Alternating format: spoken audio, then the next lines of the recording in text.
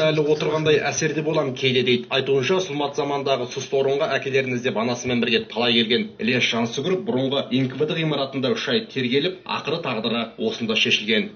Қамалған, осы жерде болып, осы жерде бір 3 айдай жатты. Көп барлығы.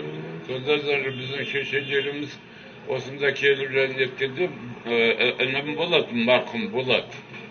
Сол туған Ілекең 37 жыл ұсталғанда, соны жаңа қолына көтеріп, алып келіп, ана көрсетіп.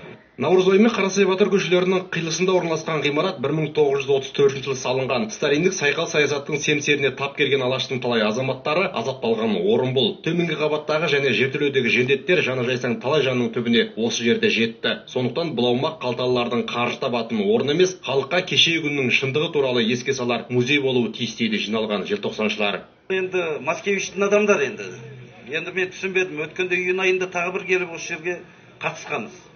Енді бірдеңе болама десек, қазір уже қоршап алыпты. Ана жердегі жәнегі нені бұл ескерткішті уже бұзып тастаған дейді. Біз енді ешқайсы кіргізбей отыр.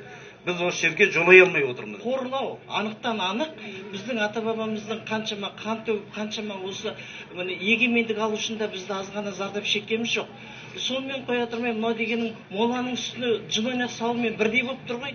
Біз ұрпаққа немізді айтамыз. Ғимараттың 600 шаршы метр жері 2003-2005 жылдары арасында мұражайға айналған, бірақ аумақ түгелдей жекеменшікке қайта сатылып кеткенде жаңа қожайын қаралы күннен қалған естелік заттарды қоқысқа тастаған дейді бұрынғы мұражайдың жетекшісі Жұмабек Ашуұлы.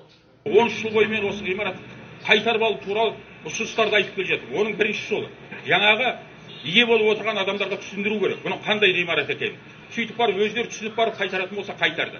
Оған көнбейтін болса басқа ғимараттан айырбастау керек. Оған көнбейтін болса ақшасын беріп қайтадан сатып алу керек. Тіпті оған көнбейтін болса бұл тарихи ғимарат екен міндетті түрде дәлелдеу керек. Сот арқылы дәлелдеу керек.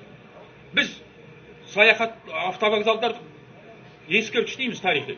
Көпестің үйін ескерткіш тарих дейді. Амыра қазақтың тарихында ерекше орын алатын орынды елімізде кім көрген таптауына мазаққа айналды. Аруақтарды таптап жатырмыз біз. Қарсылық шарасына келгендер ғимараттың қазіргі қожайынымен кездесуді талап еткенмен бұл жолы да тірі жан тіс жармады. Қазақ зиялылары қамалған, қиналған, жертөледегі түрме жекенің меншігі болмау керек. Осылай деген желтоқсаншылар кезекті рет қарсылық танытып үкіметке үндеу жолдады. Ал қарсылыққа қарамастан ғимараттың қазіргі қожайындары қазақ үшін қасиетті де қастерлі саналатын орынды қоршап, алдағы уақытта қонақ үйге айналдыру үшін күрделі жөндеу жұмысын бастап кеткен.